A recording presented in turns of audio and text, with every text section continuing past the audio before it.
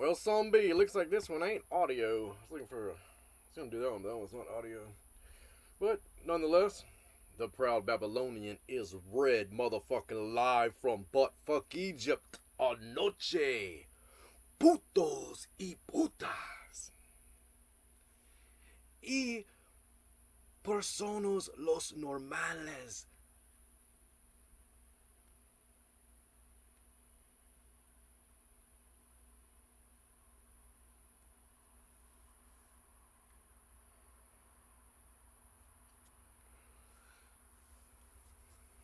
For donations, I can tell stories about some of the stories I told before. I am the realest ninja on YouTube. That's not fucking debatable. Not even close to being fucking debatable.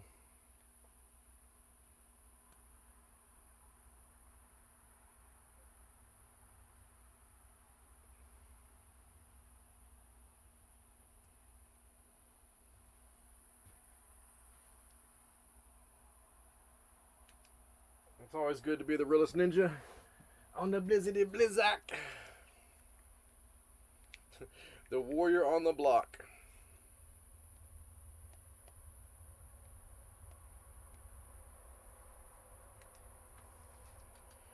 Tonight's stream is fueled by Lemonade Stand at Main and Vine. Lemonade Moscato. Una Toro Rojo. And 2 McCrispy Deluxes.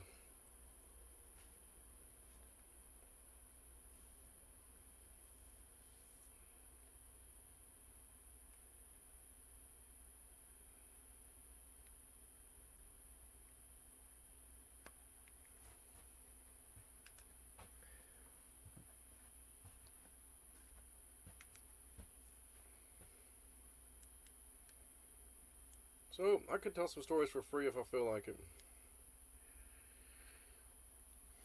But my stories are so good that it makes so many people's butt hurt. The stories I tell hurts more people's asses. From fucking the third coast to the west coast, all the way up to fucking the Great Lakes and fucking New England areas. Well, those are just the fucking facts.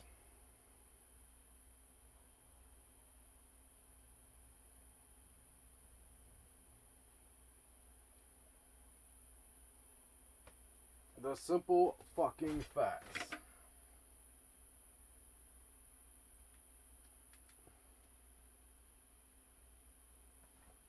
You have crooked cops and sodomite Freemasons like Chandelier, Jane, David Namblin Nags,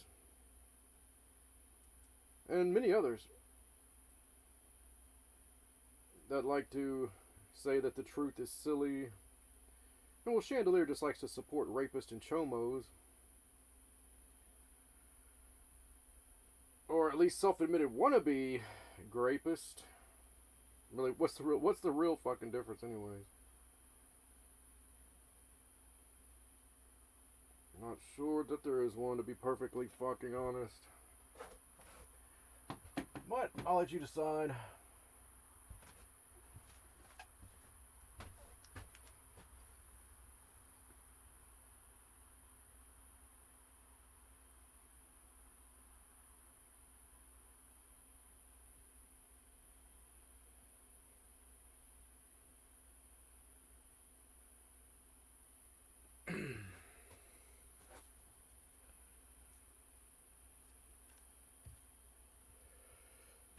Too bad this one is not audio. So, back to the Drazon board here.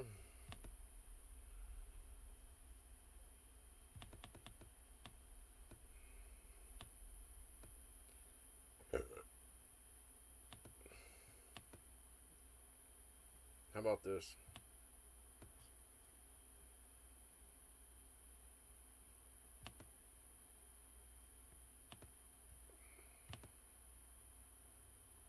Thousands of people every day. Not only do we avoid it in our environment, but we avoid it in our minds. But the fact is that we depend upon death to be alive. Everything in manifested nature works in cycles. It's cyclical. So if you imagine a great wheel that's always in motion, we depend upon that wheel from moment to moment.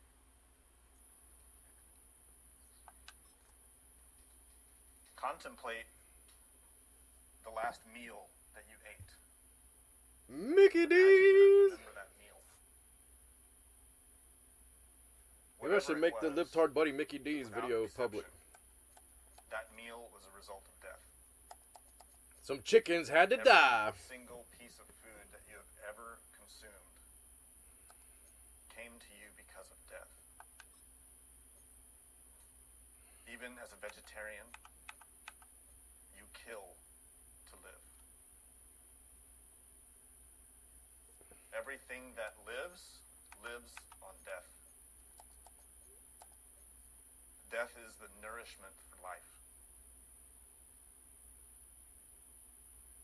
When we eat a meal, we consume the bodies of elementals or organisms that are in nature. Even when we drink water, that is a process of destruction, of death. When we eat plants, vegetables, salad, we have killed the bodies of those plants in order to eat them, to consume them. When we eat an animal, meat, fish, we have killed to live. And it's odd in this era that we have separated ourselves from that process of death so much. But now there are many people who cannot even imagine killing for food.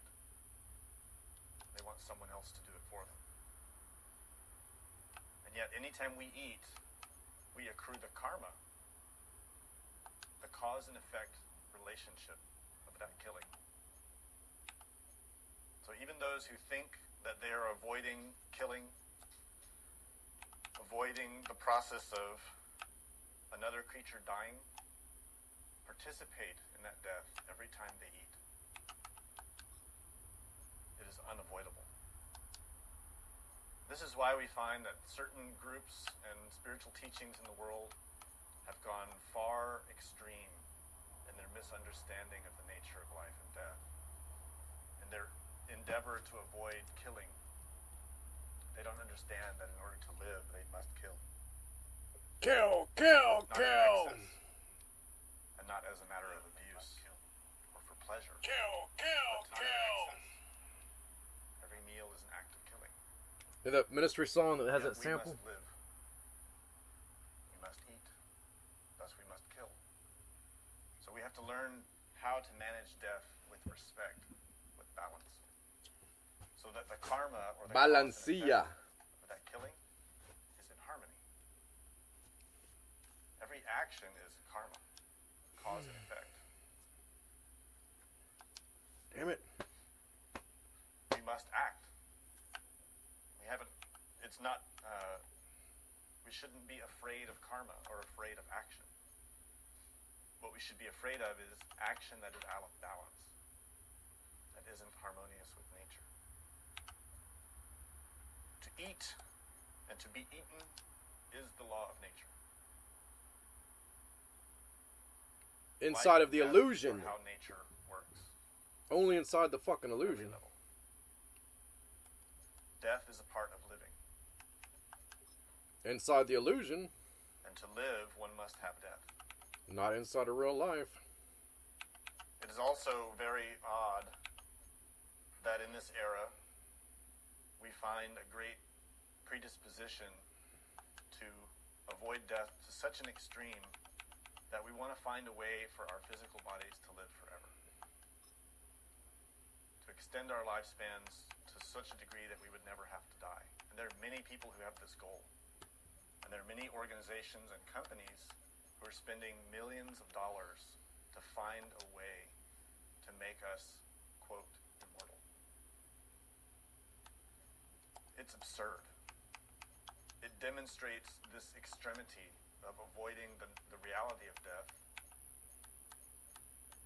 and a profound ignorance. Their craving for pleasure, for comfort and security is so great that they avoid the reality of death. And the fundamental axis of this is ignorance. There are three factors in what I just explained. So I get Three Spiller's elements fucking X Factor that are back very on. critical I have an for X us to Factor, I just grasp. need an AP.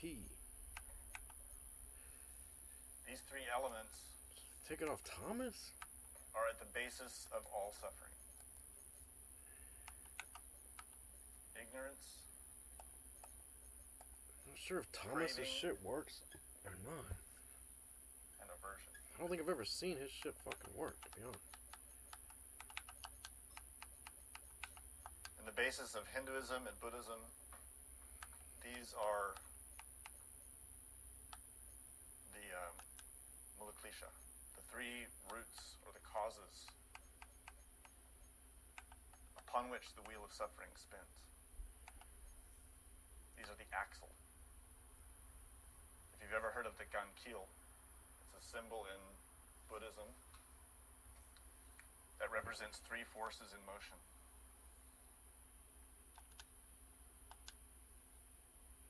Oops. And it looks like a wheel with three parts, like a yin-yang but with three parts. Gankil represents how the three forces create. There are three forces in every form of creation and every form of destruction. The law of three creates and destroys. The law of three is the fundamental basis of everything that moves, whether it moves positive or negative, whether it moves up or down. Every movement is determined by three factors.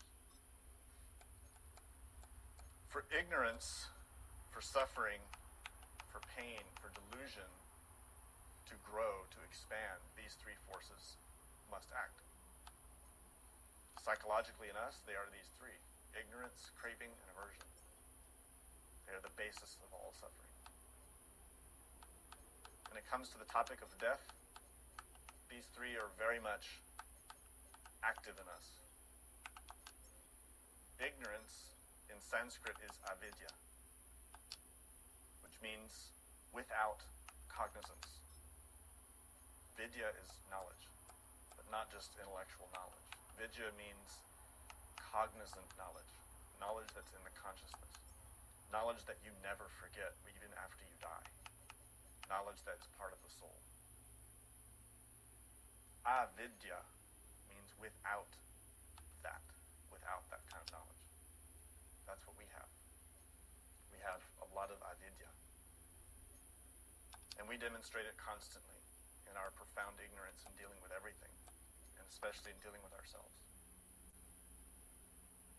Because this ignorance is so pervasive in us, we have a fundamental problem in which we are grasping at or craving, clinging to a mistaken notion, very sophisticated and complicated concept, which is a sense of self.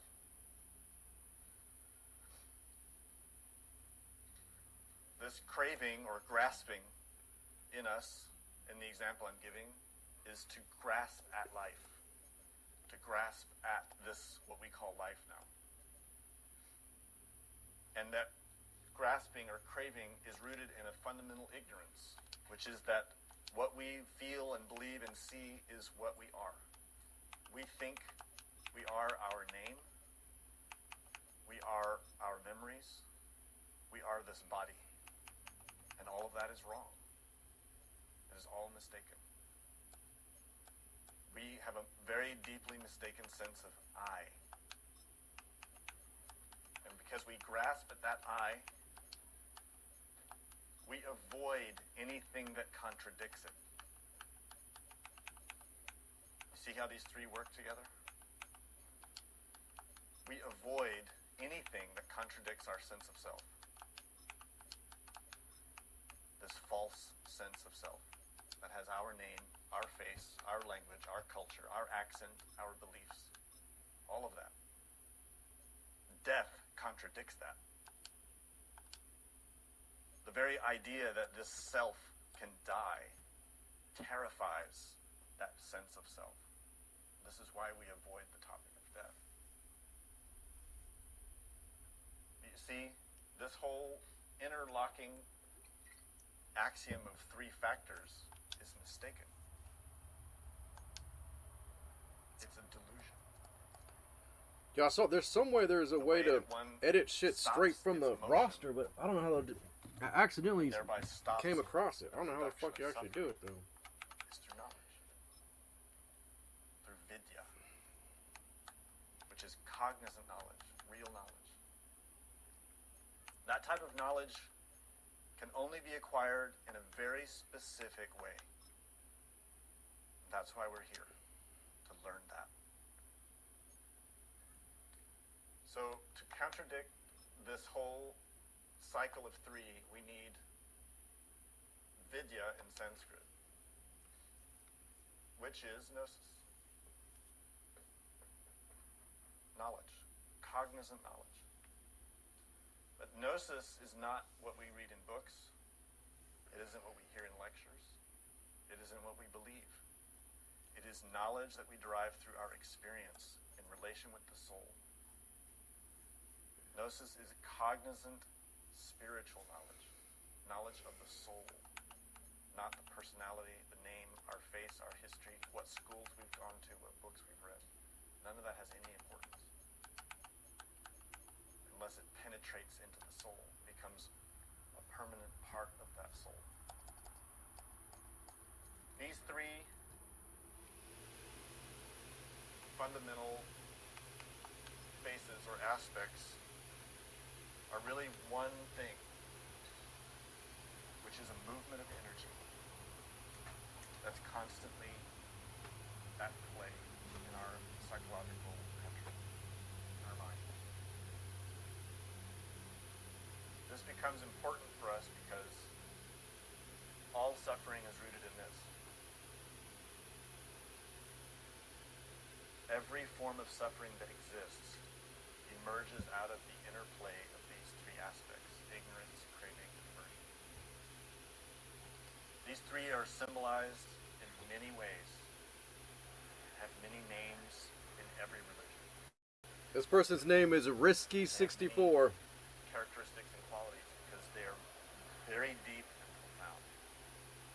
When we look at ignorance or craving or aversion, don't think that these are superficial concepts.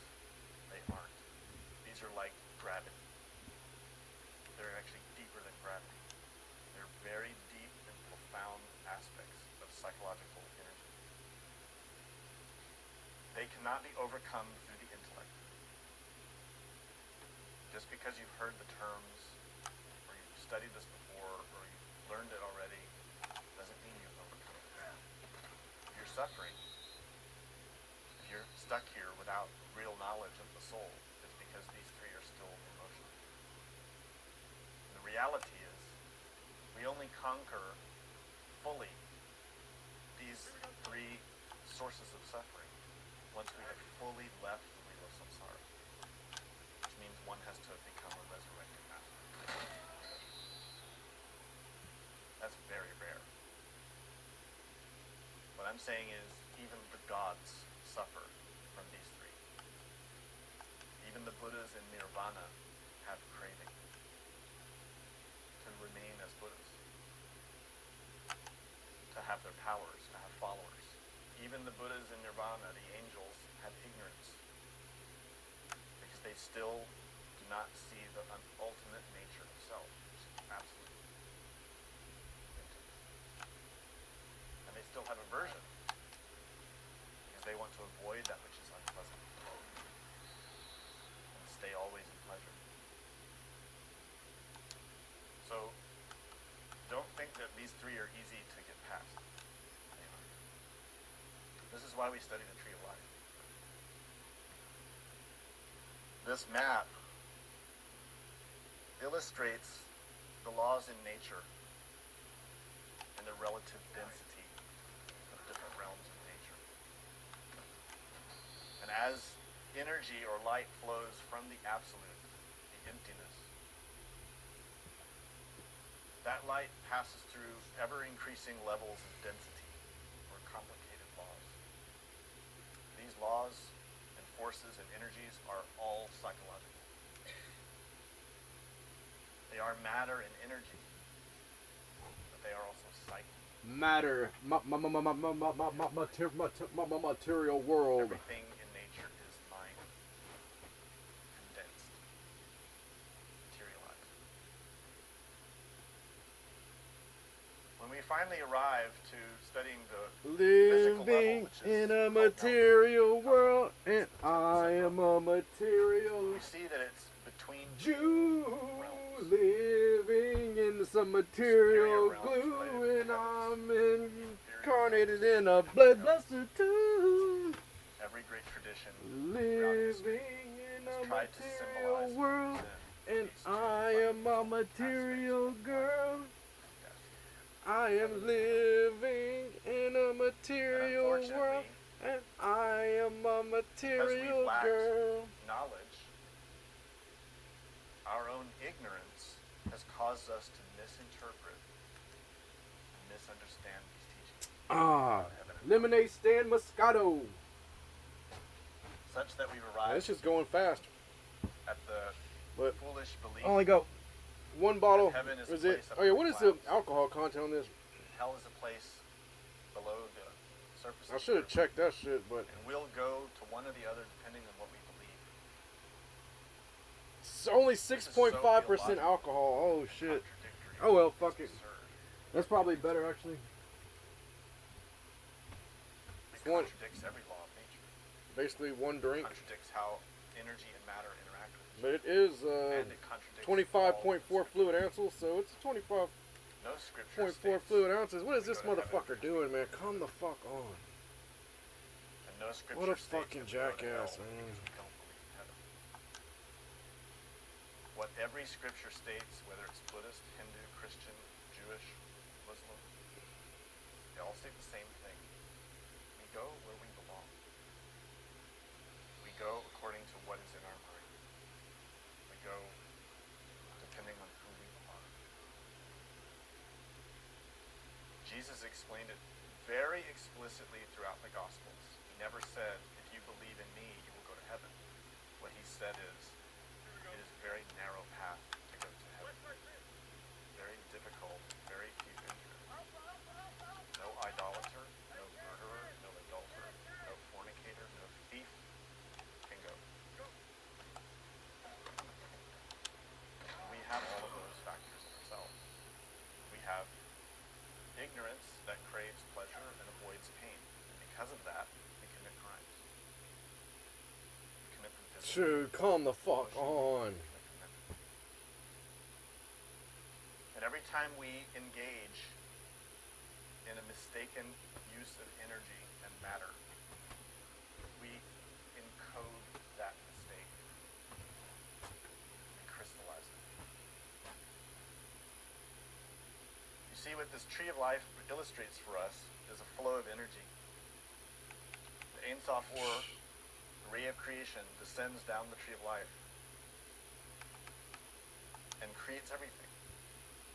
That ray, that light, is in us. Our own particular light that passes through us. It is the energy that lets us be here and now. It is the energy of living. But we modify that energy according to our actions, according to our thoughts, according to our feelings. In other words, into this Gankil,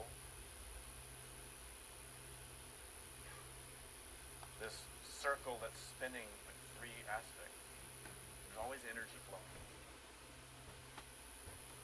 That circle or Gankil represents our mind, our heart, our body. Three aspects, three brains. gun keel shows us our psyche. 3 brains. Some people say body, speech, and mind. This is also accurate. In this tradition in Gnosis, we talk about intellect, emotion, and body, or motor brain. This diagram shows the 3 brains divided as 5 centers, because really the body has 3 separate aspects that we study when we get more detailed. But on this graphic we see yellow, blue, and red. These are the 3 parts of the gun. Energy is flowing into our 3 brains constantly, in every motion, every moment. There's energy. And our use of that energy determines who we are, what we will be, what will happen to us, where we're headed.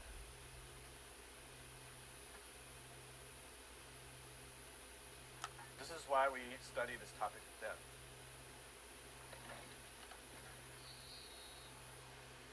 As we act, as we think, as we feel, we are determining our future. If we're using our energy and are unaware of ignorance, craving, and aversion in ourselves, then when that energy flows through our 5 senses, we engage with what we perceive around us and what we perceive within us. And the ignorance and craving and aversion cause us to misinterpret, to mistake, to have wrong view, to see things through the illusion of ignorance and craving and aversion. So instead of seeing what's actually there, we only see what supports our sense of self and what does not support it. In other words, we're constantly in this effort to fortify the false sense of self that we have in everything that we do. We have a sense of self that feels with a certain sense of pride, a certain sense of accomplishment. We feel that we are a good worker at our job. We will look in every moment, in every engagement with others, in every situation, for ways to support that, to fortify that. And anything that contradicts it, we avoid. We do our best to not see it, to not deal with it, or to repress it, to fight against it. So if it comes that we may have made a mistake, something we may have done wrong, we'll do our best to hide it, not only from others, but from ourselves. We'll do our best to avoid it. But if there's something where we've done something good, something that was beneficial, we indulge in it. We revel in it. And in both cases, we're using energy, circling around ignorance, craving, and aversion.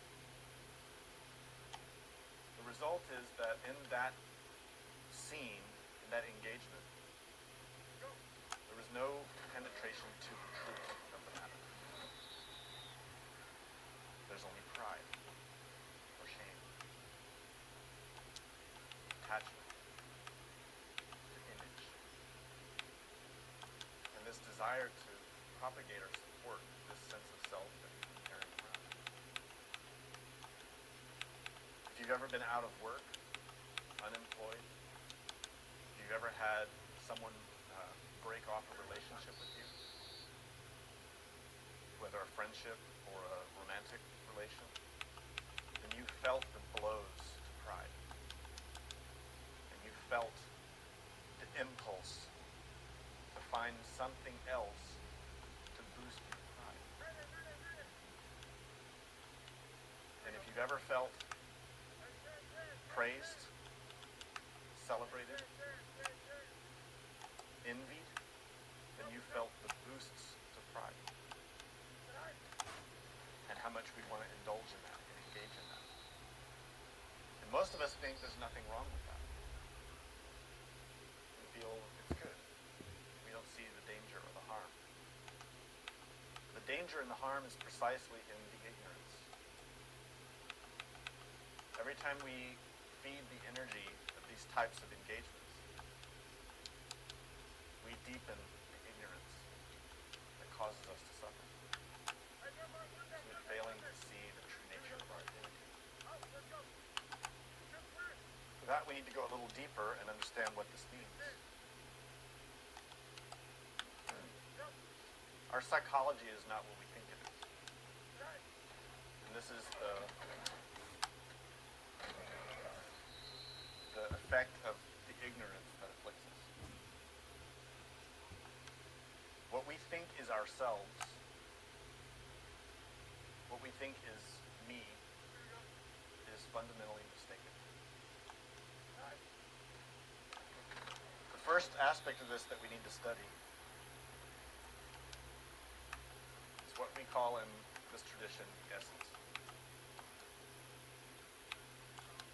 This is unfiltered, unmodified consciousness. Consciousness is simply the ability to perceive. It is perception, but not through any particular sense. We have perception here in our physical bodies, which flows through our five senses. But that perception has a root that's far beyond the physical body. Nonetheless, when we're here in a physical body, we have the ability to perceive, but in us, that perception is modified. It is modified by ignorance, craving, aversion. It is modified by pride, by anger, by lust, by gluttony, by all the psychological elements that surge in our mind stream. The other names for this essence, there are many in every tradition. There are many names for this. But of importance, I want to point out some Sanskrit words. Buddhata, Tataka, Karma. These words translate to essentially the same thing, which is Buddha nature. If you've studied Buddhism, you've heard about the Buddha nature. Buddha nature is the capacity to become a Buddha, to become an angel. It is that part of us that is a seed or an embryo that can be grown, that can be nourished and developed. In us, it is not developed. It is weak. We need to understand what this is, not intellectually and not by belief, but in the moment now, in every moment. We need to experience what the essence is. Without that experience, you can never understand Gnosis or any religion. It's impossible.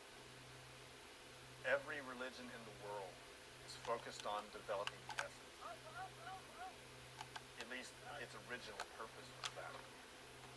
Nowadays, most of them have degenerated and have other purposes, such as to sustain themselves, to have power, money. And just when I said this shit, 2025 didn't make it overheat, I know that the temperature's gotten The warmer. original goal of the founders of all religions was to teach us how to use the essence. But this how to shit's grow it. right after I said it doesn't. I didn't have to use a fan to This is warm it up. The bitch most starts fucking fundamental thing that you can get from studying Gnosis. overheat. How to understand, how to experience. It's cooled off a little bit here. Your own essence. This means consciousness that is unmodified, pure, free, no cages. It perceives accurately. It perceives My without- killer PWNY. It perceives without limitation. This is why we learn many techniques in order to teach ourselves about the essence. We start with self-observation. What if I should turn voice chat on? We can also call this watchful I've already drank over half the damn bottle. cognizance. But fuck it. I wasn't trying to. I just want to drink one fucking drink. There are many names. You might have heard the term mindfulness. Fucking use that term in a more specific 25.4 fluid ounces of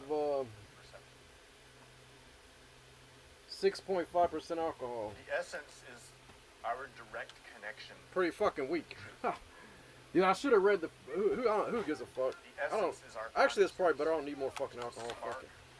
of soul from our inner being, from our inner God. That is the truth, the reality. Our inner Buddha can work in us and help us and aid us through that essence, that spark of free consciousness. That is the only pure part remaining in us. Nothing else in us is pure. Everything else in us has been modified, afflicted by ignorance, craving, aversion, pride, fear, gluttony, lust, envy, laziness, many elements. This is why it's so important for us to understand what the essence is.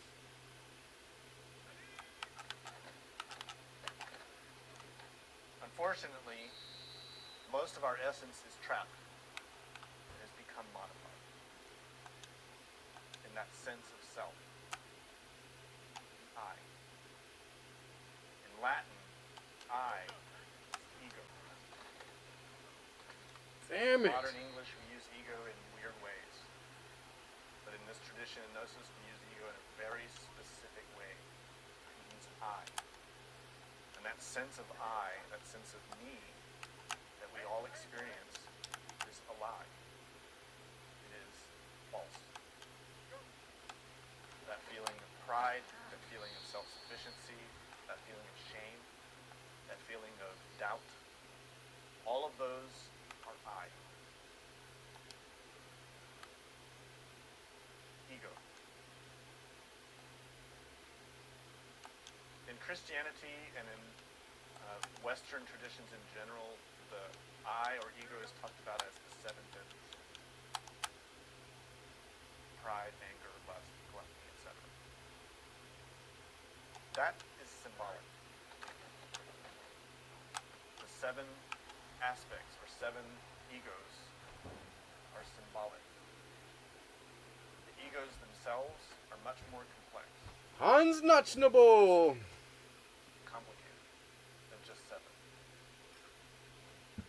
And this can be learned very quickly when you really $777 for the link, Hans Nachnable. You'll discover that what some people might call pride is much more complicated than mere pride. Because it's mixed with fear. Some big ass bug flying around this bitch. Hans Nach. God damn, what the fuck bug is that? The ego is complicated. Fucking grasshopper. Mind is Fucking my shit up here. Essence is simple. Dude, I don't have no more. Fuck it. I'll just take a delay a game. Some In big ass other grasshopper just flew traditions, the in ego this is motherfucker. called by different names. In Buddhism and Hinduism, Fucking it's called bouncing off the Vishnu. wall like a bullet and then Skanda. fucking landing on me. These are psychological elements that trap or modify consciousness. In other words, when you feel anger, when anger takes over you, and you're an angry person, that is a klesha, a skanda. It is a cage. You could also say a samskara in Sanskrit. It is a modification of consciousness. In other words, Hopkins, baby! Hopkins starting back in the starting lineup, fucking shit up. a cage called anger. That anger only wants pain. Reflect on that. Next time you feel angry or irritated, look at that anger in yourself and question it. Is this anger a reflection of God? Is it a reflection of divinity? Or is it a reflection of desire? Dude, all the money y'all fucked up motherfuckers gave to fucked up ass people, that's a fucking bargain, dude. That's a straight up fucking bargain for all the money y'all fucking weirdos. Yet we defend our anger What I'm not sure you made any contribution. When we get angry, we don't want to let it go. Because when we get angry, we're also very proud. Anger is arrogant, always. strong sense of I in every anger. And anger is also afraid of anything that will undermine it or take it away or contradict it. Anger does not want to see the truth. We can get very angry, but if it suddenly becomes evident that it's really our fault, anger doesn't want to see that. The pride of anger is afraid of seeing that truth. So you see, it's hard to simplify ego with one name. You can't. You have to see the ego for what it is, not put a label. Most of our essence is trapped in the ego. Most of it. The ego is very complex and it's different with all of us because every element in the ego is Dude, Fields has done pretty good running the fucking in other words, in Ravens. a given moment, that energy And then I got fucking Binkert as the backup. He does give some chemistry to some of those people for damn sure. In other words, in your ignorance, you forget your real nature, your innermost, and you feel a craving for something, to have something. And he's not even all the way. Crystallized in that desire, and that forms an ego. I wonder if I have any more. I don't think I got any more tokens And for. over Let's time, double check. the more you feed that desire, the stronger it gets. Yeah, he can upgrade too. This is true of superficial things and very deep things. Even if it's something like Yeah, that's all I got right now. or acceptance. I think I already got all the available ones you can even Doesn't get. have to just be craving food or craving sex, although those also. God damn, dude, grasshoppers! I'm gonna kill that Each time that energy flows through that desire and becomes crystallized, that is a karma. motherfucker. And that consciousness becomes trapped in that ego. That means any time that ego emerges in our mind stream, Oh, he's fucking dead. the consciousness that is inside of it perceives through that filter. Dude, bugs. Dude, why the fuck are bugs attracted to light? It makes bugs annoying as fuck. Everything. When we become enraged with lust, we see everything through that lust. When fear takes over, Oh yeah. doubt, we see everything through that doubt. Oh, but I can get Modified consciousness is a form of ignorance. You already maxed that bitch out, but I can And still all of get these them. produce suffering and deepen suffering. So we see a very strong difference between these two. The essence is pure. It is joyful. I know I just looked at this shit a second ago. I can't fucking It is remember. at peace. It needs nothing. A free agent's one token. Unmodified consciousness is perfect serenity. A token, 94 plus, and so two more tokens. I mean, for this, what's available right now. It'll be more later, probably. I might not even pay to do this shit anymore. Not a child when they're suffering from being in a body, but a child that is fully relaxed, happy, and will just give love to anyone, will share with anyone. That is essence. And all of us have that.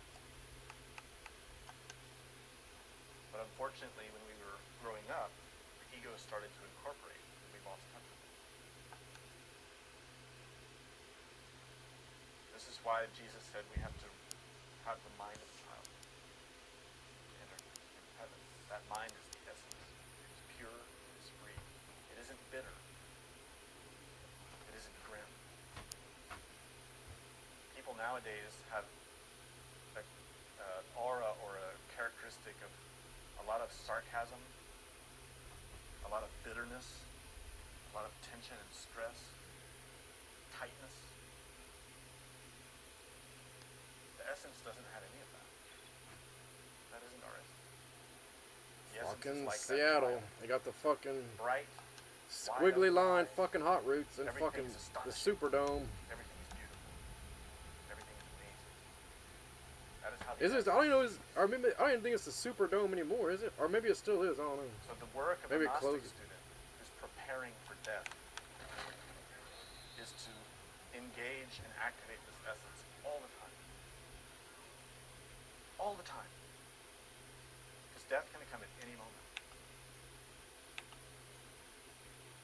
you face death with the essence active, you won't be discouraged. You won't be afraid. You won't be bitter. You won't be grasping at or craving for anything but God, but more light. Your pride won't be in the way, your anger, your lust, your fear, not even pain. And you will face death with joy. Knowledge. These two aspects of our psyche have an intermediary that they work through. We call it the personality. The word personality is also from Latin, persona, which means mask. And that's what the personality is. Personality is developed in time. When we are born, we start to make personality. And throughout our lifetime, we use it in order to engage life. It is our mask, our face. It has our name, our history, our memories, our language, our culture, most of which we think is ourselves. But let's talk about that for a minute. We tend to think that our personality is our identity, but it is not. We get confused. Even many Gnostic students get confused. And they call aspects of the personality ego. They are not. Personality is temporary. When the physical body dies, the personality goes with it. We don't keep a personality in our next existence. There are many people who think they go to heaven and they keep the same name and the same face. You don't. In each existence, you have a new face, a new body, and a new personality. We explained in the previous lecture that energy does not die, and our consciousness is energy. And that consciousness has been migrating from body to body for uncountable ages. Body to body. In every body, we have had a new personality. Reflect on this. Personalities that we have made now in the 21st century. Go big boy! Woohoo! Out of place. Whoop whoop! 50 years ago, 100 years ago, 500 years ago, 1,000 years ago. Your personality now that likes to eat hamburgers and watch TV and click around on the internet would go mad 500 years ago. No one would understand a word you say because the language you use now has nothing to do with the language of 500 years ago or 1,000 years ago. Even the way people look is different. Look through the visual record of humanity. Our faces have changed, our bodies have changed. We can even tell now, looking at a face, what decade or era they came from. Over time, the bodies change, the personalities change. Personality is temporary. Dude, stop fucking bringing another QB. I keep rocking When I it was like meditating this. on this, trying to understand it deeper and find ways to explain it, I was given a beautiful example. I keep. Let's see. Should I bring in another? Personality is He's really got the. just an instrument. Think about that. What is an instrument? It's just a tool. And we've explained that before in lectures, that the personality is a tool. What uses that tool is either the essence or the ego. Fuck it. We'll just keep rolling with the same shit. Most of the time. Fuck it. If you reflect It's gonna be deeper on no. this, It's gonna be rigged no matter what the Make more fuck happens sense. anyway. So and help you understand the what the difference, fuck doesn't start to matter, right? discriminate in yourself the difference between ego, essence, and personality. If you listen to music, you'll see the exact same phenomena that's happening in us psychologically. The instrument is like the personality.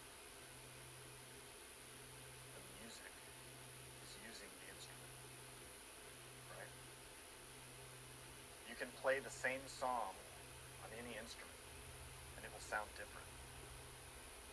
And some of us like certain instruments better than others. Just in the same way, we like certain personalities better than others. But every one of us is an instrument. Oh yeah, so now this is the first team I've met that has fucking a 98. What matters is, what is the music? It's just this is the same. It follows the same script all the damn time, dude. I think all these fucking games are rigged up until now, just like this shit's fucking rigged too. Is it the sound of ego? It's been the same so many fucking times. It's the same goddamn script. Or is it the sound of the divine? Undefeated regular season, first game in the playoffs. It's fucking.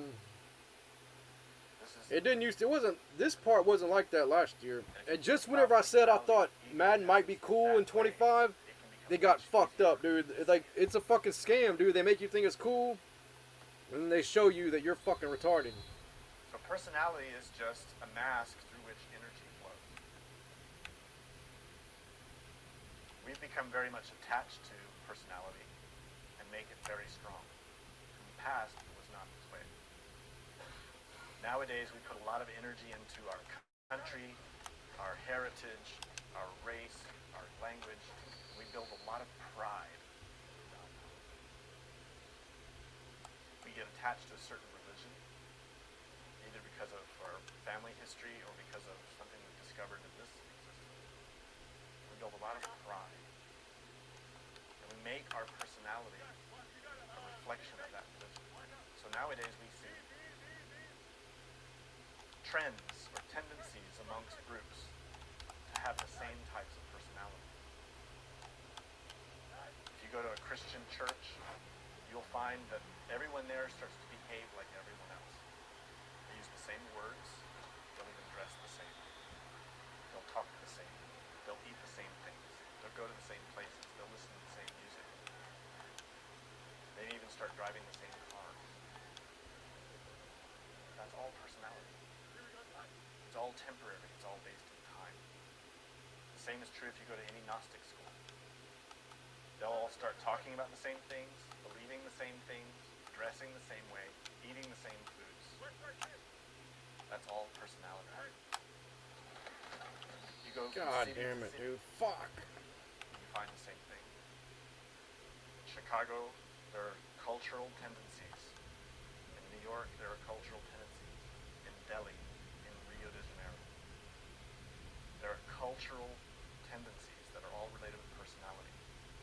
The mask. Dalton Schultz couldn't hit that fucking touchdown run a second ago. That's bullshit, dude. Our language does the same thing, constantly changing. New terms.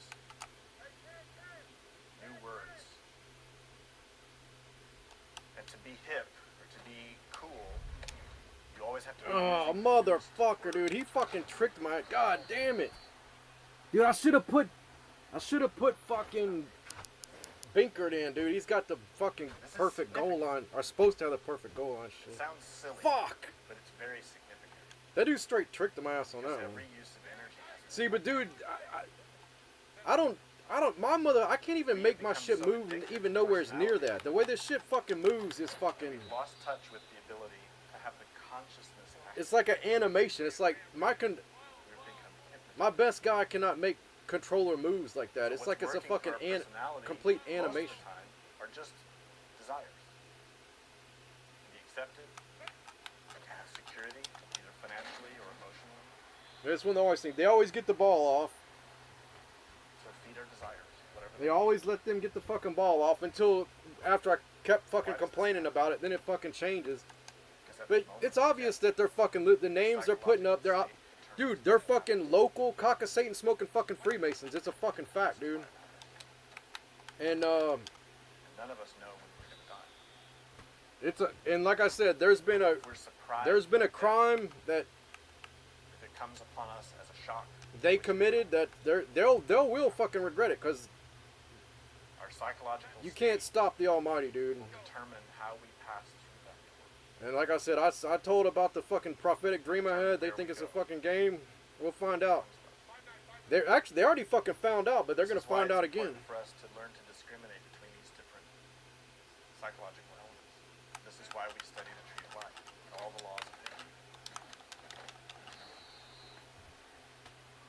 That's The why. ego That's why this belongs person's in the name is lower Lobo realms Rubio. of nature, because the ego is very complicated. Pride is not simple. Lust is not simple. Envy is very complicated. And all of these factors reside in our own subconsciousness, which, in Christian terms, is hell. It is below. This means that every time And it's a Cowboys fan. So what do you think? I mean, what? use energy, How hard is it to fucking figure feed out? personality, defeat ego, we deepen the ties that bind us to the lower worlds, to the lowest, deepest, hidden aspects of our psyche. This means that when we die, that's where we go. We're already there. So the question becomes, for us, who dies? Who dies and what happens when we die? This graphic shows the interplay of all these different energies.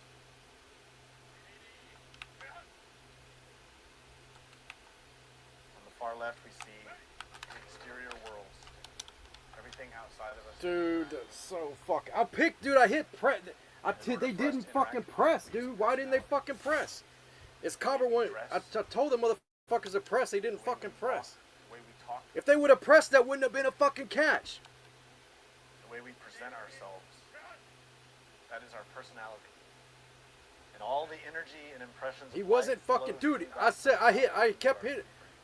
Stupid, man. process. Unless because I hit it What's fucking. happening in our three brains? I could tell they weren't pressed unless they unpressed when I hit it again, but no, it didn't fucking change. It didn't change either fucking time I hit it. We're not cognizant of that. But all of that is happening here in Malkut, between the heavens and the hells. See, I always feel like quitting right now because this is the same stupid shit every fucking time. So This is as those another. energies are All the flowing into games us, up to now were rigged, and this there shit's is fucking rigged. And engagement I've seen that this happens script fucking psychologically in us not between so what many is times outside of already. us. It's fucking ridiculous. Our will determines the result.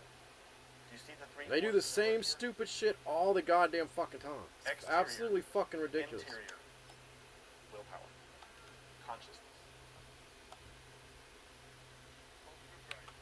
Most of the time, our willpower is completely rooted in desire. Craving, aversion, ignorance. It's the same So fucking whatever's flowing same into bitch us- ass hoe ass fucking shit every goddamn time. We just react based on our desires, our sense of self, our pride, our envy, our desire, our lust. So when we see somebody wearing something that we really like, we want that. That's envy. Why do we want that? To feed our pride. To make our personality more attractive. Dude, and that shit, dude, that shouldn't have even dude, that should not. This game it's fucking rigged as fuck, dude. That shit, Or also, it shouldn't have went like that, dude. This is a rig. I should quit right now because this shit's complete fucking bullshit, dude. what's happening there is that energy is flowing into us, feeding and nourishing envy. It's pride. been the same script, undefeated season, fucking bullshit, rigged ass fucking playoff game. Every guy, it's not fucking 99% of the fucking time I go to the playoffs. That's what happens. The same a bunch of rigged bullshit fucking This wins. has been the case with us. It lets me fucking win, and then I go to the playoffs, and it does some fucking game with the same fucking bullshit fucking script every goddamn fucking time, dude. And last year.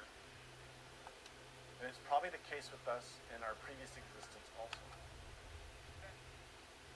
We have no evidence to show that at any other time have we been different. Thus, There's no reason in logically, fucking playing the same. There's no reason playing this game at all, dude.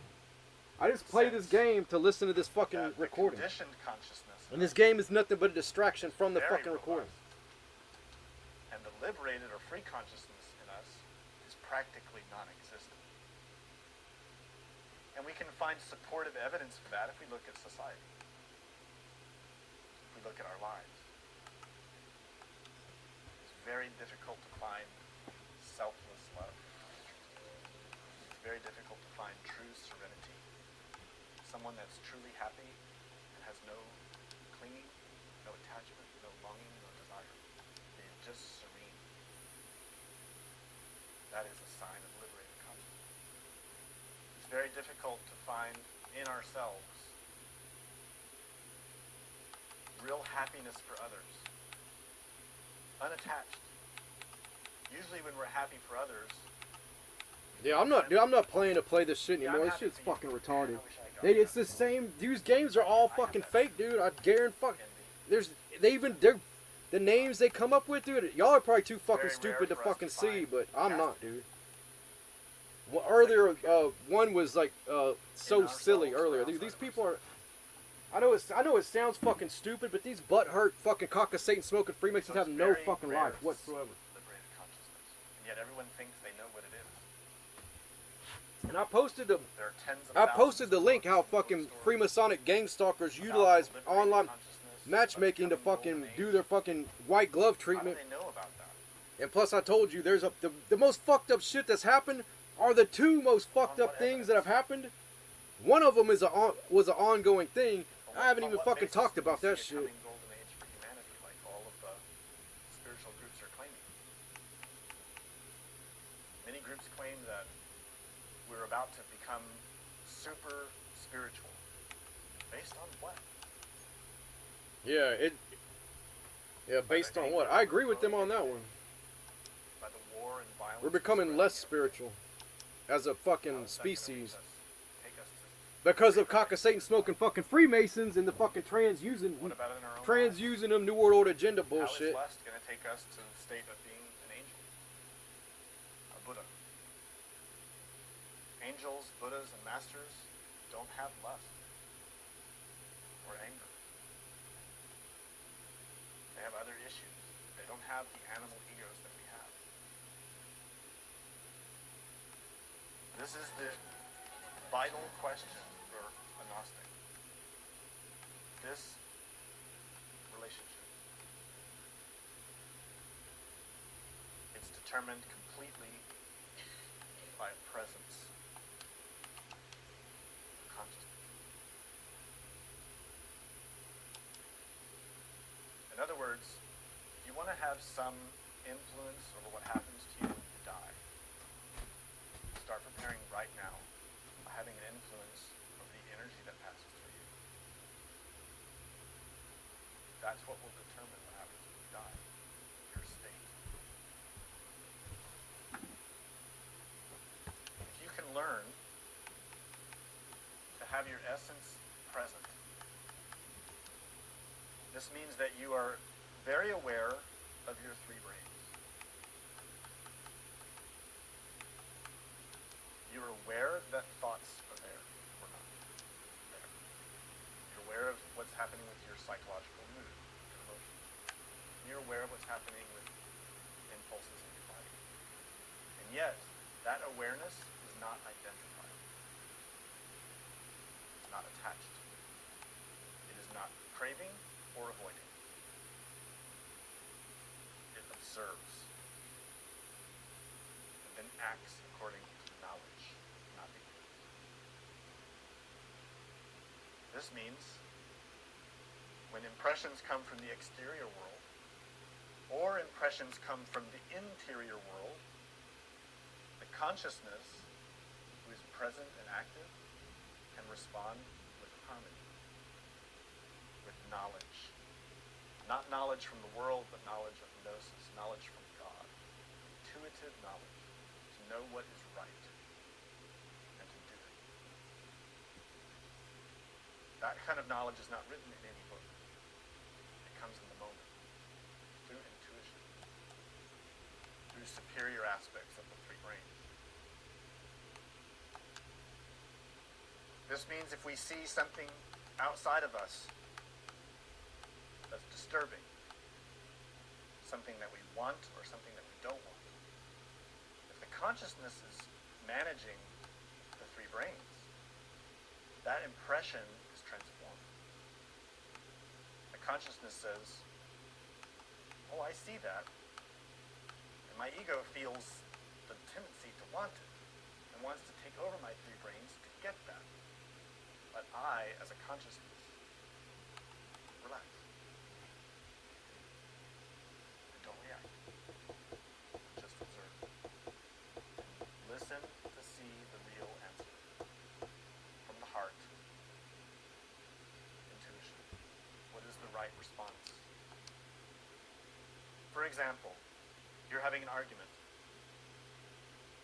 And someone that you love dearly accuses you of something that penetrates straight into your heart. And that pain blossoms there.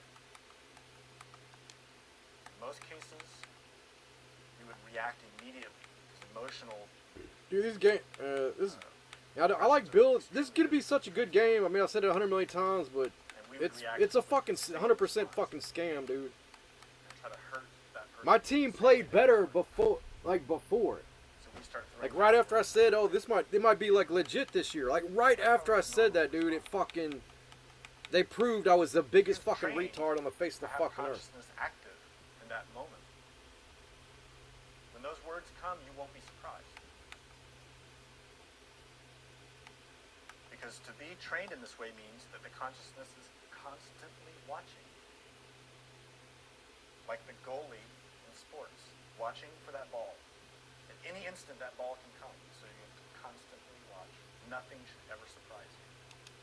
And that, when those words come, the person says those hurtful words, they pass through you like smoke.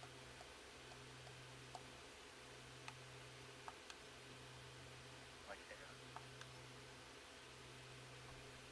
No pain. Because the consciousness doesn't have pride.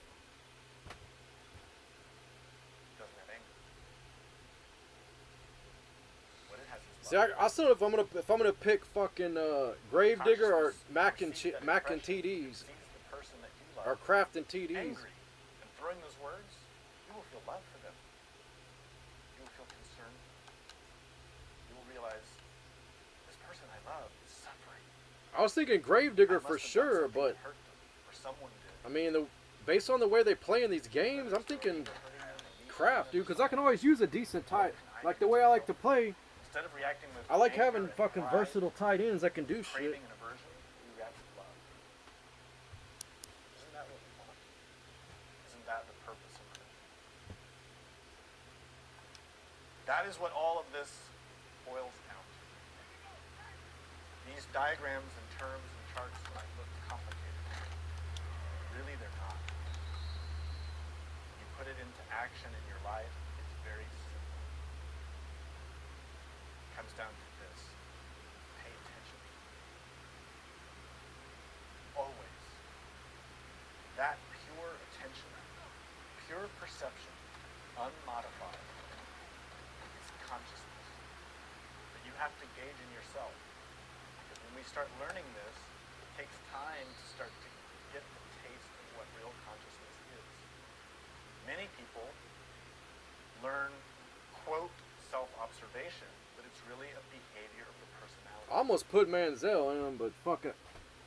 They don't really learn Dude, to Fields- observe with the consciousness. Like if the thing, dude. Many people build an ego Commenting on how they play is fucking. It means jack shit because this game is a complete fucking joke, dude. that they feel is self-observation. It's the same rigged ass shit as fucking always, dude. This exact same goddamn fucking script is 99% of. Basically every fucking time, dude. Yourself, the taste of it, feeling A it, fucking experience of it. undefeated season, you go to the playoffs, and it's When it's real, another rigged ass fucking game, dude. Every goddamn fucking time, dude. cause and effect. But that's, dude, that's not even that's not even 1/1,000th of the fucked up shit that I've seen on here. Be sincere. Be honest. The future of your soul is at stake. That's what. This is probably good. This is probably, once they cut this shit off, like they already set it to where the payment was declined. After this, I'm probably not fucking. Future of This is probably gonna be the last. gradual work upwards to have a liberated consciousness, or a future descending into more and more conditioned consciousness or suffering. difference is right here and there. But see, this is what I kind of want. This is like, if this game was worth the fuck, which it 100% fucking isn't. So learn the difference between ego, essence, and personality. That's what's going to make the difference and determine. You know, putting seeing how yak and cheese does in here would. So on that note, let's explain something quickly, and then we'll end the lecture. The question is, finally, who dies? We've studied ego, essence, and personality in us. So when we die, who dies? We know the physical body dies. And I already mentioned that the personality goes with that. It dies also. What happens to the ego and the essence? These are energies that are in motion, that can't be destroyed by physical death. Oh, fuck. So when our physical body dies, these two are enmeshed with each other. The essence is trapped in the ego. The trajectory of that cause and effect energy is what determines where we go. So who dies? Personality dies, the body dies. The ego, Dude, the essence, I had 3 motherfuckers blocking, and they just stood there and did nothing, dude. cause and effect. Did you see that shit? I had 3 motherfuckers in the backfield to block, and they stood there and fucking didn't fucking block, dude. What the fuck? This game is so fucking retarded, dude. Jesus fuck, dude. Through our actions every day, a stream of pride, a stream of envy, a stream of lust. That is what we will reap. So the question is for us, what do we want? If we want to be liberated from suffering, we have to start right now, liberating ourselves from pride, anger, envy, lust, gluttony, greed, laziness. To be prepared for death has these two fundamental parts. Self-cognizance, work on the ego. You can't succeed without those in motion. There are many groups that teach you how to be self-observant, how to be self-cognizant, how to pay attention and be present in the moment. That's great. If they don't teach you how to work on the ego, you're not going to get anywhere. Here we go.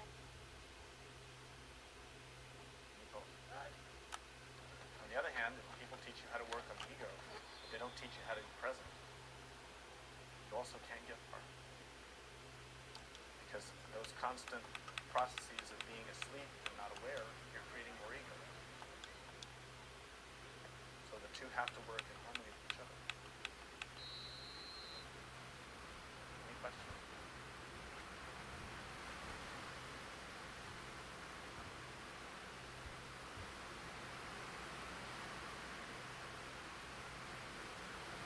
In us, we have humanoid bodies. So our evolutionary progression has passed from the lower frequency. The mind that matters the most. Humanoids are what we call intellectual animals. Our mind is an animal. Our instinct built all the qualities of that. That's why. These are animal things. All the animal treasures. We have to eliminate that and become human. Which means to free, to conquer the animal part and remove it and develop the human part. A real human being is a master. A real human being is an angel. We're only potential for that. We're not human beings. We're just animals who have a sense of self. And if you look at our behavior, you see we're not really. Actually, in many ways, we're worse than animals.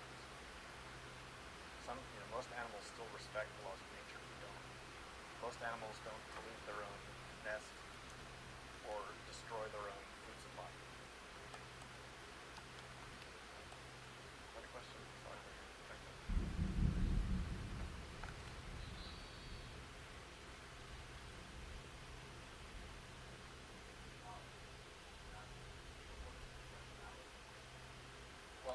essence also can work through the personality.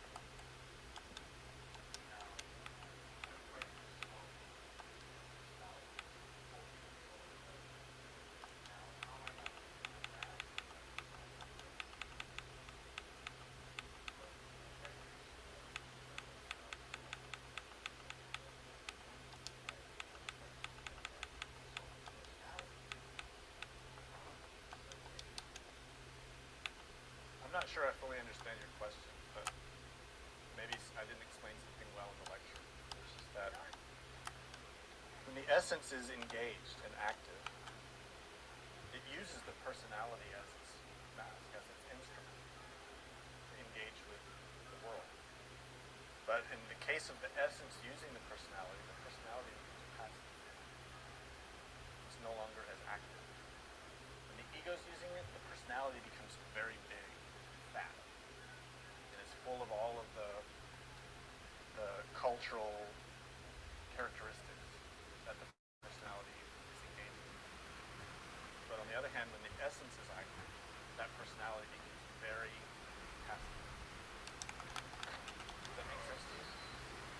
In the case of self-observation, when the essence is activated and engaged, it observes the personality and uses the personality, but consciously. So then the language, the culture, and all of that serves as a vehicle to express the meaning inside, express the feeling. It still uses personality. Eventually that personality has to be destroyed. And that's what happens in the final stages of the Great Master expressing himself. But I don't think I addressed your question. What exactly is your question?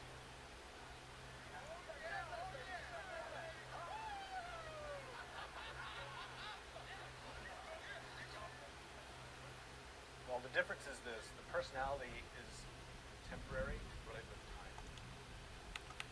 Yeah, I wasn't planning on it raining It's tonight. not on the personality, it's on the ego. The personality is going to die, no matter what.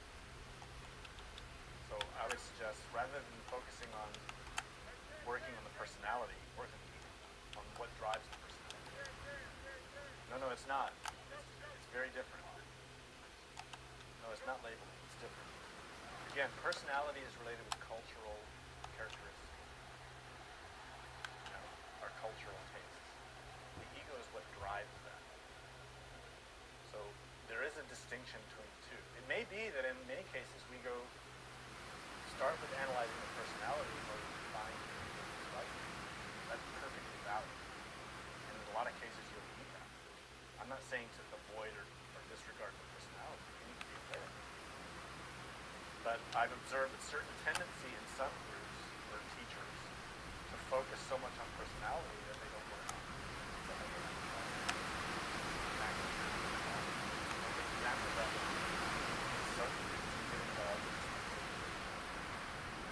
and there's all this effort on you can't dress a certain way, you can't eat a certain way, you can't talk a certain way. So all the students change their personality. And then they feel like, well, I'm doing good. I'm not eating those foods anymore. And I'm wearing white clothes all the time. And I'm talking the way I'm supposed to, and I'm standing being very gentle and very all the time. They think that's progress. That becomes very simple.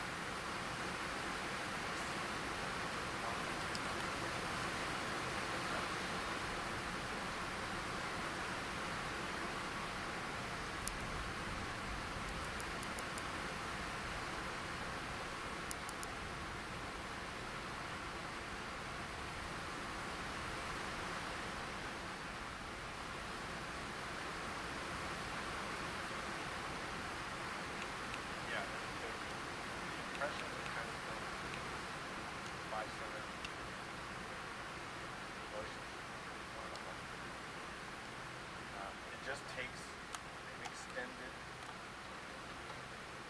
period of training and also to have the consciousness.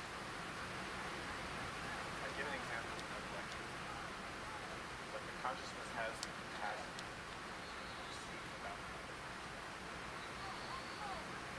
It sounds contradictory, but what can happen is when the essence is fully engaged and activated,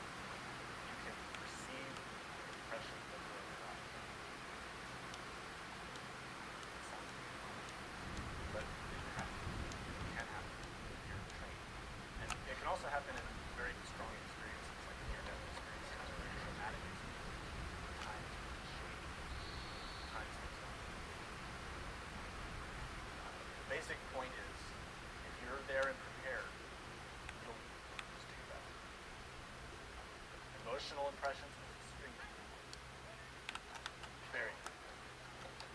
So that's why in the beginning we usually start working at the beginning. We all think the intellect is really fast, but it's actually the slowest. So we generally, that's why we work with thoughts. Just on constant working there to start calming the mind, slowing the mind, developing some serenity. So we're going to need that serenity to deal with more difficult issues of lust and emotion, which are much faster and much more powerful. So just train, be patient, little by little, and start to get it.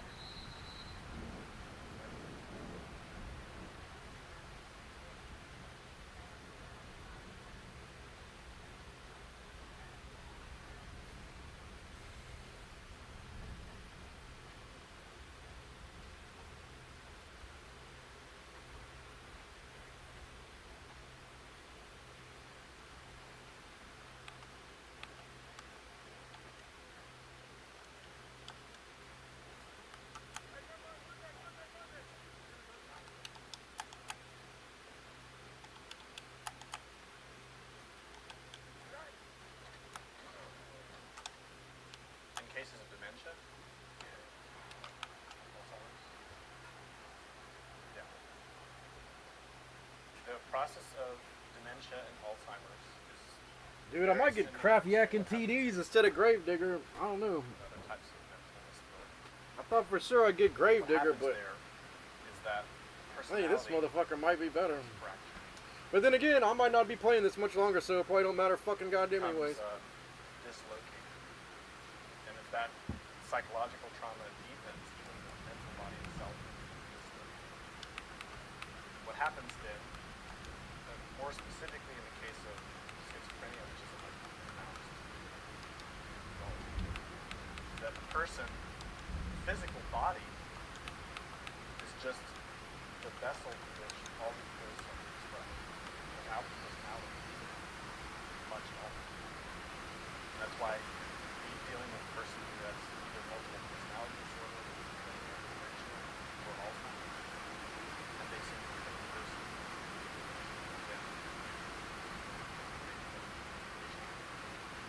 They have a totally different way of expressing language. That's because in essence, what's there is all the different modified parts. Every ego has its own will, its own memories, its own desires. And the personality being fractured can't continue. That mass, that vessel, is full of it. It's more pronounced than that psychological trauma. It's also just in that case, there's clairvoyance. Even the vital body is just related to this. So that person who's experiencing dementia or schizophrenia starts to actually perceive their own emotions.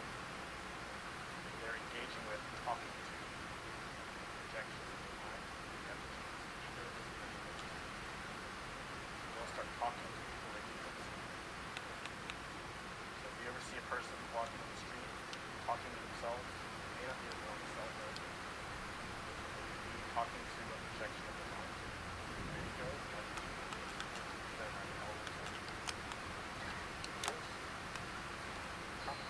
So the personality is important.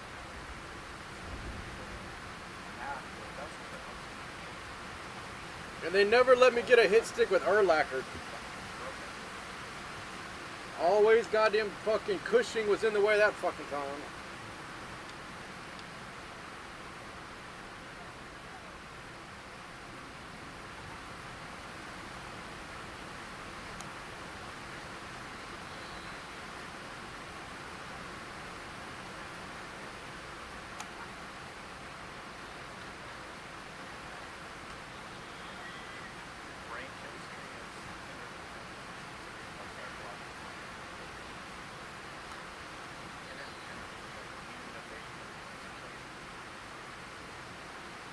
We have a strong ego of psychological trauma like anger, that strong ego, especially if you're feeding it a lot throughout those areas, can create in us what doctors call depression. Really, depression is depressed. But that depression, when that ego is inhabiting the body and controlling the three brains, changes the brain chemistry. It causes the brain to not produce certain substances that are needed in order for the neurons to function. Like that. Dude, where the fuck is Yak and Cheese at? It can lead to other disorders. Oh, he's 85. Other disorders. So there's a trajectory here, just like I've been explaining. It's interdependent. So in some cases, there are medications or spiritual practices that can help alleviate this physiological part, but if you don't work on the psychological part, that will do. So a lot of the medications that are used nowadays for the psychological problems stupefy a person so that they no longer have the ability to be conscious or like themselves. And it puts them into a kind of catatonic state. It's sort of like a psychological thing. It doesn't solve it. The only solution to these types of psychological problems is to get rid of the anger, the pride, whatever it is that's producing that depression or the other things. And brain chemistry is involved with many psychological elements in this depression. Is there a question like that?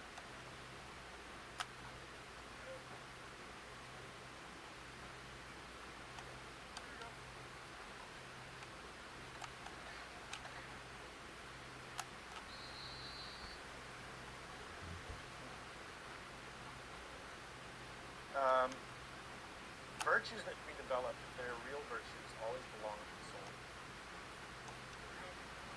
They can express through the personality. And if a person, when they're growing up, when they're young, has the training or the environment within which those virtues can express, then that personality can be formed as a vehicle for those. That depends on the context. You've got, in your consciousness in the past, you developed this virtue, chastity. Let's say in the past you were part of a religious group. You worked on chastity. You were born into this existence.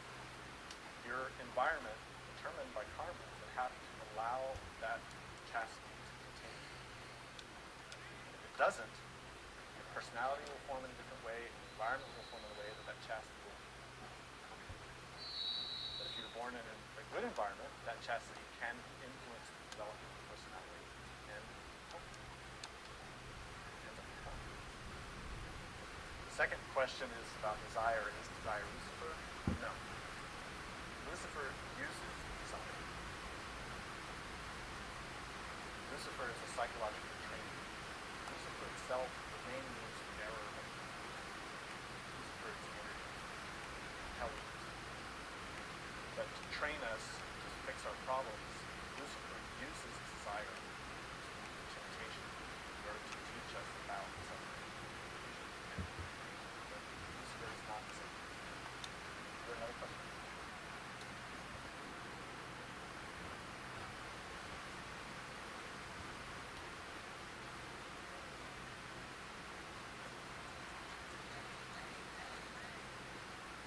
Yeah, you can learn about your past personalities.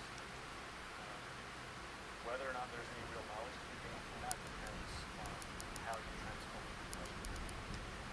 I think in most cases that if any of us were to meditate and find out about our past personalities, we'd probably get a lot of pride instead of transforming the question. So it seems to me that many students are helped by the given knowledge about past experiences, how knowledge.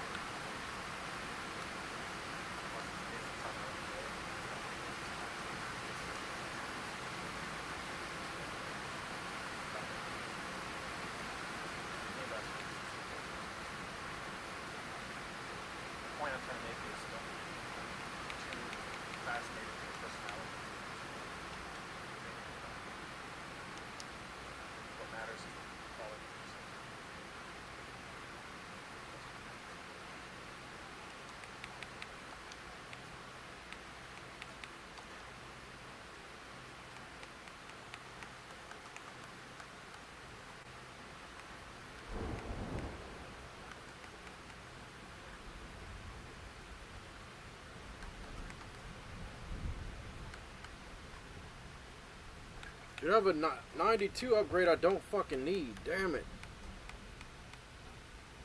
I already got all the people.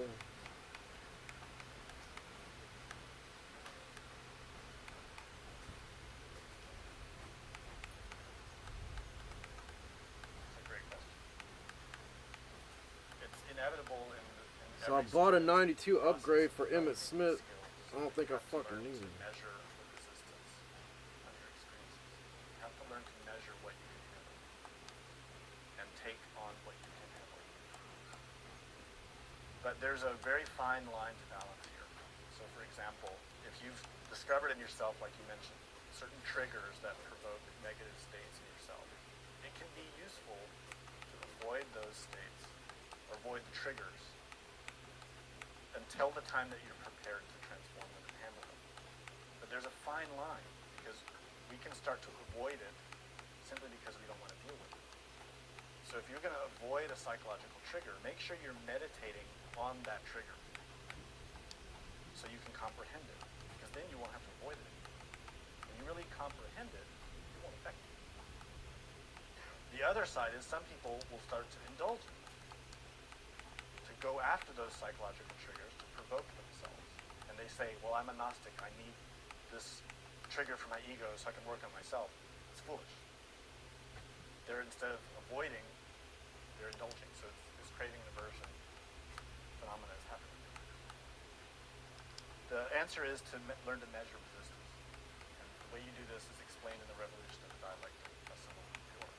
What he explains in synthesis is, when you have a goal, you need to analyze that goal. You need to determine what the resistance to you is going to be, and you need to find a way to overcome that. The overcoming it will always come down to one thing: knowledge. Cognizant knowledge, not ignorance. This means that you have to meditate, you have to comprehend that. And it takes time, especially if it's a strong trigger. It takes time. The other thing that's important to remember here is that Lucifer, who's the one who's managing the karma to teach us and train us, will always give us things that we don't want to deal with. Always. It's the nature of the work.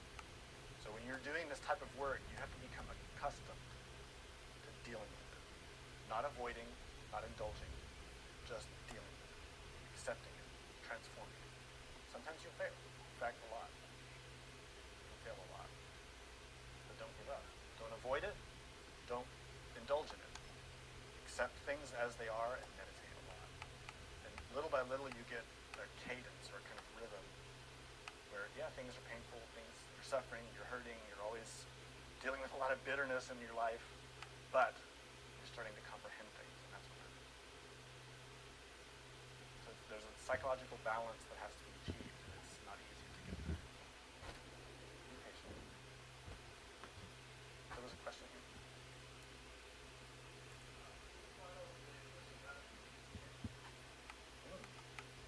Is part of the personality inherited? Yes, absolutely. We've talked about this in other lectures, and Master Samael talks about it many times. The personality is pretty much determined by karma. So yeah, it's inherited in that sense. It's inherited also in the sense that you are acquiring a lot of characteristics from your family, from your country, from your culture, from your language. But inheritance also comes from your past existence. There are influences in personality like that. Very deep. There's another hand with that.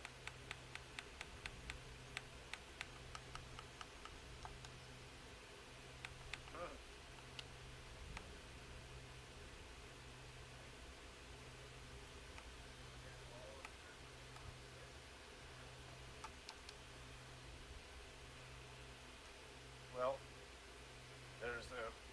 I agree that one of the main things that's happening nowadays is the influence of strong personalities in culture. It's becoming much more powerful than it ever has been. And we're seeing that with many things: music, movies, TV, all kinds of influences that are coming at us. And the way you deal with it is you comprehend. You have to see those things for what they are, and that's why we study these elements: ego, essence, and personality. When you see behaviors, you have to analyze it, whether it's the behavior of another person or our own behavior. analyze it with the goal. Is this behavior related with the essence, related with God, or not? And then it comes down to what you want. If you want social acceptance and cultural acceptance, then you can go right along with that personality influence and you'll be accepted in society. But I don't know if God's going to accept you for behaving that way. In the sense that I don't know that you'll achieve the goal. You know, I fucked up and got a wasted some fucking tokens on fucking Emmett Smith's upgrade shit.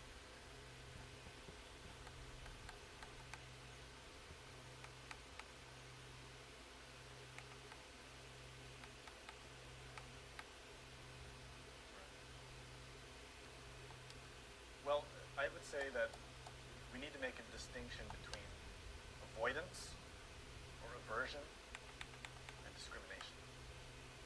Discrimination is different. We have the tendency to avoid things that are unpleasant.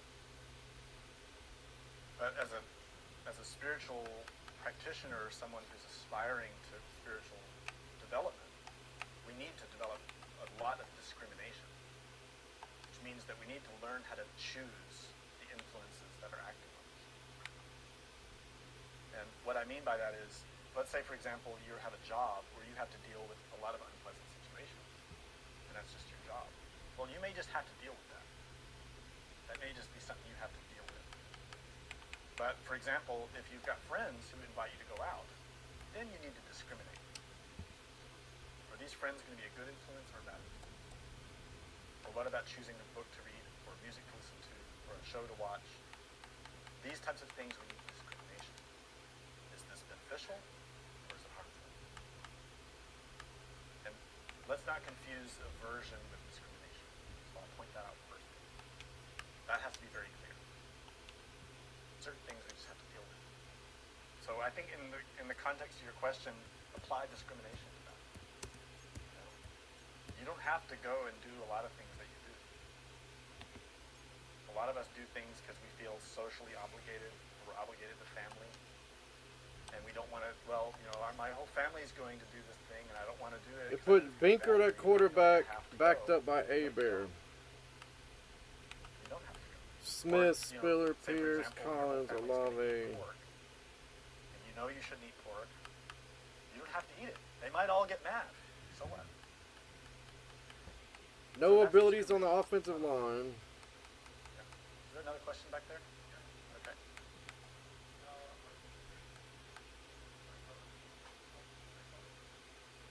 Backyard. The question is, what's the difference Five between on fucking Buddhist Abear. psychology and Gnostic psychology? And is Sikhism compatible with this? In their essence, all three of these traditions are the same tradition. There's no fundamental difference between Buddhist psychology, Sikhism, or Gnosticism. They are all, in essence, the same. There are some differences in terminology, and if you look at certain schools of Buddhism or Sikhism, you might find things that appear contradictory. But if you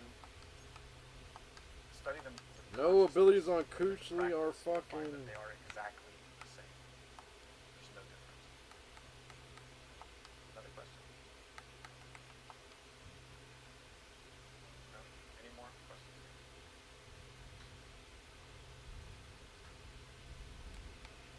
In the previous lecture, I recommended that you meditate on death in the process of dying.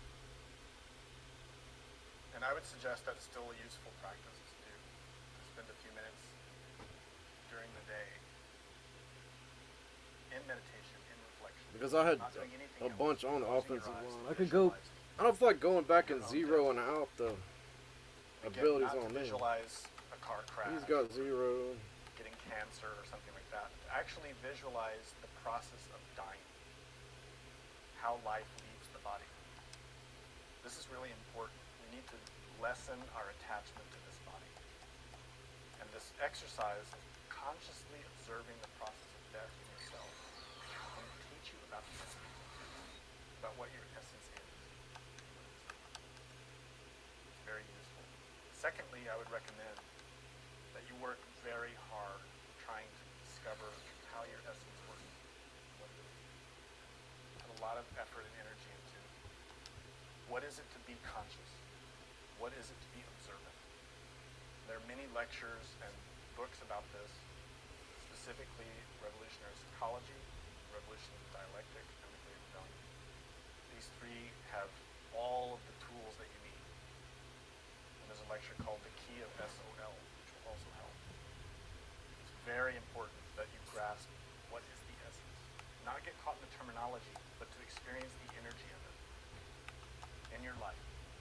And to learn how to work with it constantly, not just every Saturday, but in every event. This is the training that you need to understand the rest of the lectures I'm going to give. If you're not understanding in your experience what essence is, the rest of the lectures won't make any sense to you.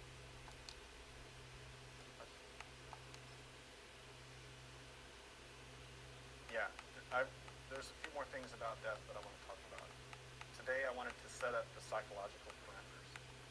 In order to understand death and dying and how to die, you need to understand your essence. And you need to understand your ego. And you need to understand your personality. Don't even have Genty fucking in there, If you're dude. confused about those three, not conceptually, but energetically, in your experience in the moment, then the process of death will be a mystery to you. To really learn how to die cognizantly, you need to learn what the essence is and how to use it. So that in that moment, you are essence, not ego. Not confused by personality. That's how important it is. All of us are going to die. So I'm hoping in these lectures to prepare you for that. Let's look at the people right now who are dealing with death and we're not prepared. There are many. Not just in events around the world. In my personal life, there are several people right now who are facing death. And that's why this topic came up. It was asked of me to teach them. So it is real. Any other questions? How many hours do Gnostics meditate per day? Depends on the person. A beginning student will meditate as much as they are interested in learning. We recommend to start trying for 10 to 15 minutes a day, at least, in the evening. Meditate, relax. Some students who have more experience will meditate for an hour or two. A well-trained student will meditate 5 to 6 hours a day. And a very serious student who is fully committed to it will not sleep.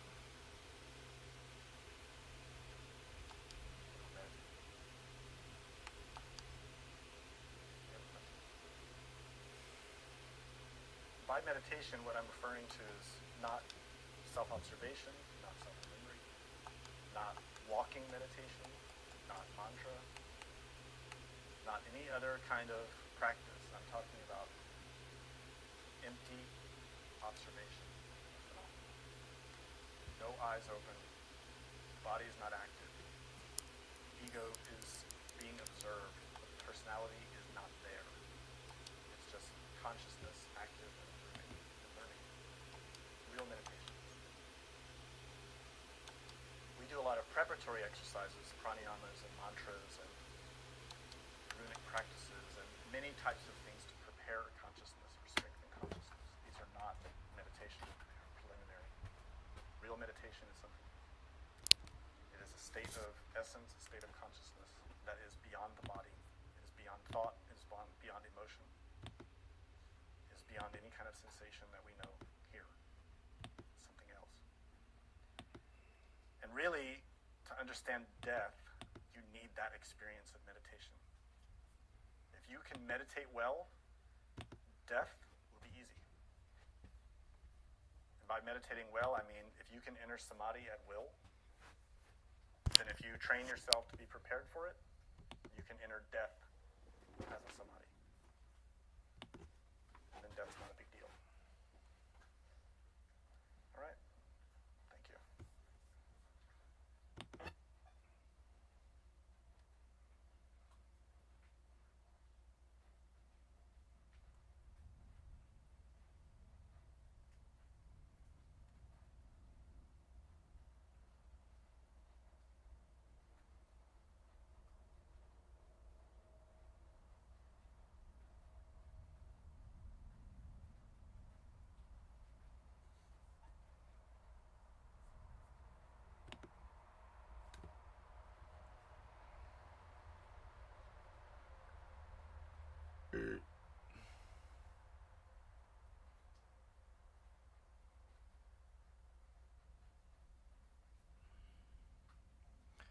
Maybe I should have got one more fucking bottle of fucking wine. But no, fuck it, I shouldn't have. I should have did it just the way I fucking did it.